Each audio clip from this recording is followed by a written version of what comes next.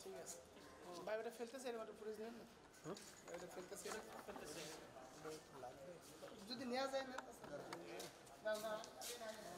যে আমাদের যে ফজলে রাব্বি ডাক্তার ফজলে রাব্বি হল, এই হলে যে পরিস্থিতি সৃষ্টি হয়েছে বর্তমানে তা একটা রাফা ক্যাম্প অথবা আপনার যে দ্বিতীয় জগন্নাথ ট্র্যাজেডি অথবা রানা প্লাজা যে কোনো সময় ঘটতে পারে। এর কারণ কি, আপনারা যদি পুরো হলটা পরিদর্শন করে দেখেন যে এইখানে এরকম কনক্রিটের অংশ আমাদের যে কোনো সময় আমাদের এই চারতলা ভবনের আমরা যেখানে পড়াশোনা করি, যেখানে ঘুমাই, যেখানে আমরা টয়লেট করি, এইখান থেকে হঠাৎ করে এই 5-6 কেজি ওজনের অংশটা আমাদের মাথার উপরে পড়ার সম্ভাবনা আছে।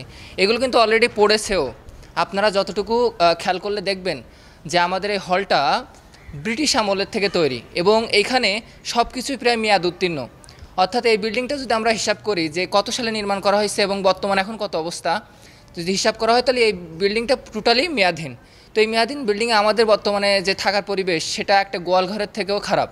তো আমি বলতে চাই যে এই যে ভগ্নাদশা, যেখানে দেশসেরা একটা মেডিকেল কলেজ, মানে বাংলাদেশের ফার্স্ট যাকে বলা হয়, সেই মেডিকেলে পড়াশোনা করে আজকে আমরা এই গোয়ালঘরের মতো অবস্থায় থাকতেছি, যেটা একেবারেই কাম্য নয়।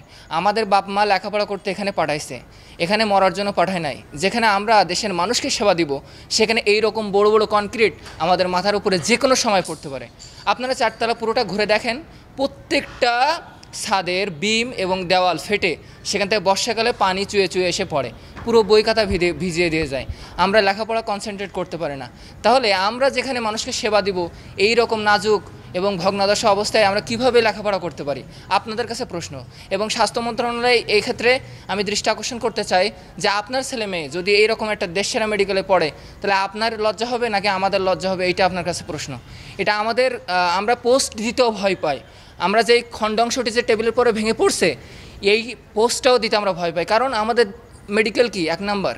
সো এখানে এইরকম দশায় আগে আমরা প্রকাশ করতাম না, কিন্তু এখন আমাদের পায়ের তলা থেকে মাটি সরে যাচ্ছে, যে কোনো মুহূর্তে আমরা মারা যেতে পারি। আর চারতলা ফাঁকা করার কথা বলতেছে বর্তমানে আমাদের শিক্ষকরা, যে চারতলা খালি করো খালি করো খালি করো, এইটা আমাদের মূল ইস্যু হয়ে দাঁড়িয়েছে। কিন্তু আমরা জানি না যে এই পুরো চারতলা ভবন অর্থাৎ 1, 2, 3, 4 এই চারতলায় পুরোটাই মেয়াদহীন। এখানে থাকা মানেই ঝুঁকিপূর্ণ। বিকল্প আবাসন ব্যবস্থা ওনারা করেছে টিন শেড।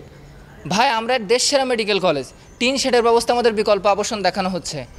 এটা কি কখনোই সমাধান হতে পারে?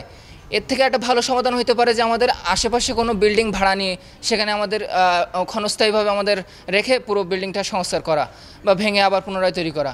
সেক্ষেত্রে আমার মনে হয় এটা বেশি সমাধানযোগ্য হবে। এবং আমাদের আগামীকাল 12টার ভিতরে আমাদের হল ত্যাগের নির্দেশ বলা হয়েছে, যেটা একেবারেই মানে কাম্য বিষয় না। আমি গতকাল সাতক্ষীরা থেকে এত দূর পথ অতিক্রম করে এখানে এসেছি, আমি আবার বাড়ি ফিরে যাব?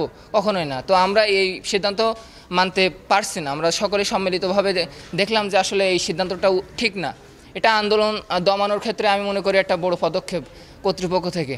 আর এই ব্যাপারে স্বাস্থ্য মন্ত্রণালয়ের দৃষ্টি আকর্ষণ করছি, যাতে স্বাস্থ্য মহোদয়া যিনি স্বাস্থ্য কেন্দ্রে মানে যিনি প্রধান থাকে, অর্থাৎ স্বাস্থ্য মন্ত্রণালয়ের যিনি প্রধান, তিনি আমাদের হল ভিজিট করুক, পরিদর্শন করুক, তারপর একটা সুষ্ঠু একটা আশ্বাস দিক যে আমাদের পরবর্তী বাজেট বা এই বাজেট আমাদের নতুন হলের জন্য একটা নতুন যদি বাজেট করে, সেক্ষেত্রে আমি একটা বড় মানে আমরা আশ্বাস পেয়ে যেন আমরা পুনরায় ক্লাসে ফিরতে পারি সে মানে দৃষ্টি রাখার জন্য অনুরোধ রইল।